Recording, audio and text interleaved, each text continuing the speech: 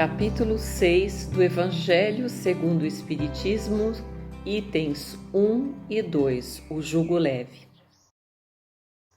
Antes de darmos início a esses itens, queremos esclarecer que em Mateus capítulo 11, versículos 28 a 30, a palavra jugo diz respeito à observância da lei divina que Jesus trouxe. E uma vez aceita e entendida, ela estabelece um vínculo de obediência que leva ao homem o esforço de praticá-la. No sentido figurado, significa submissão e obediência. Vamos ao capítulo 6, então, de O Evangelho segundo o Espiritismo, intitulado O Cristo Consolador. Esse capítulo discorre sobre a importância de aceitarmos o jugo do Cristo e da necessidade de empenhar todos os esforços para entender e praticar a sua mensagem imortal.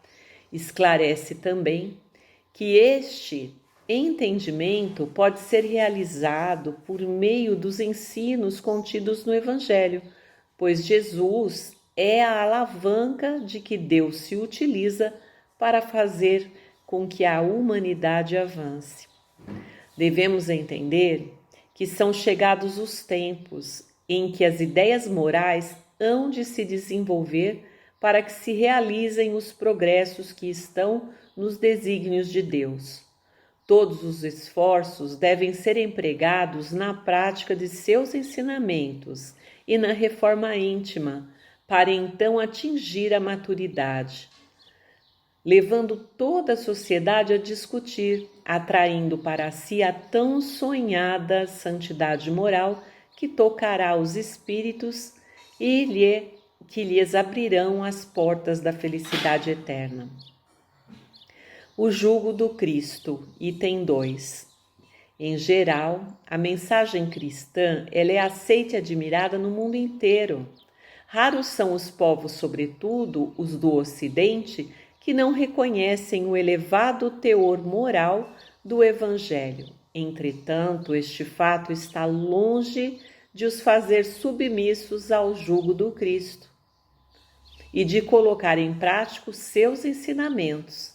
Aliás, é preciso entender o verdadeiro sentido da palavra jugo do Cristo, como a gente diz, que era a submissão aos seus ensinamentos, né?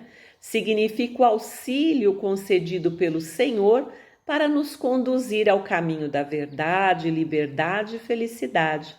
Não se refere a uma imposição ou subjugação, como foi erradamente interpretada no passado, mas no sentido destes ensinos de Jesus, que nos dizem assim: vinde a mim, todos os que estáis cansados, sobre o peso do vosso fardo, e vos darei descanso.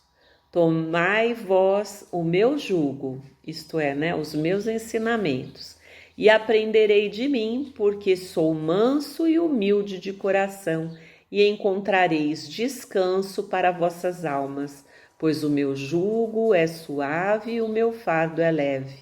Em Mateus, capítulo 11, versículos de 28 a 30, de acordo com a Bíblia de Jerusalém.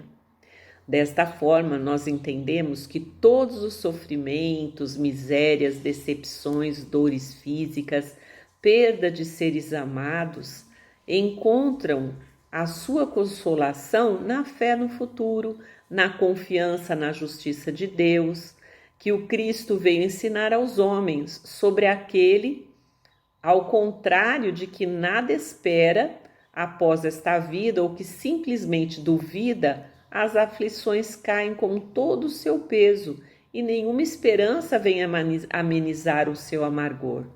Foi isso que levou Jesus a dizer: vinde a mim todos vós que estáis fatigados, que eu vos aliviarei.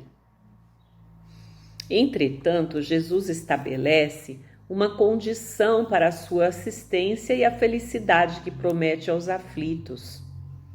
Essa condição está na lei por ele ensinada. Seu jugo é a observância dessa lei, é a prática do Evangelho. Mas esse jugo é leve e a lei é suave, pois que apenas impõe como dever o amor e a caridade. Por que nós não conseguimos até hoje alcançar isso? Nós vemos então que é sempre de âmbito individual a decisão de transformar-se para melhor. Cada um decide isso por si próprio. A gente não consegue fazer ou mudar outras pessoas. Contudo, cada pessoa, com os recursos de que dispõe, onde e como viva, tem condições de renovar-se espiritualmente, libertando-se do círculo vicioso de erro e acerto, determinado pela lei de causa e efeito. É preciso trabalhar à vontade e empenhar-se no próprio esforço evolutivo. Todos ouvem as palavras do Cristo, as quais insistem para que a mente inquieta e o coração atormentado lhe procurem o regaço refrigerante. Contudo, se é fácil ouvir e repetir o vinde a mim do Senhor, muito difícil é ir para ele. No Evangelho, as palavras do Mestre se derramam como bálsamo vitalizante. Entretanto, a ânsia de resolver de imediato seus problemas são fortes demais e as pessoas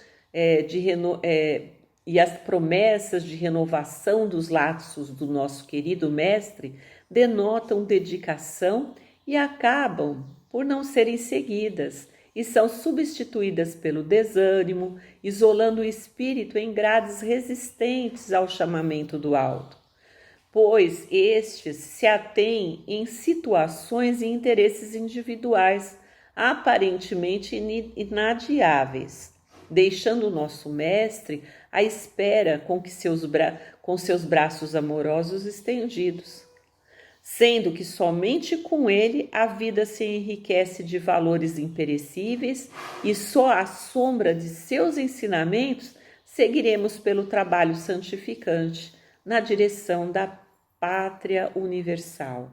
O que isso quer dizer? Que muitas vezes com o sofrimento nós nos atemos só aos problemas imediatos materiais, as contas que temos que resolver, as dívidas, as doenças, aos problemas familiares, e deixamos com isso de confiar em Cristo e deixamos muitas vezes de praticar suas palavras. É muito triste, não é fácil mesmo. Não há dúvidas de que o processo de melhoria espiritual é difícil, especialmente quando se aplica a espíritos seriamente comprometidos com a lei de Deus. Porque quando a gente realmente se dispõe a tentar mudar, mais complicado fica, porque muitas forças querem nos destituir, né? Nos distrair e nos afastar desse caminho.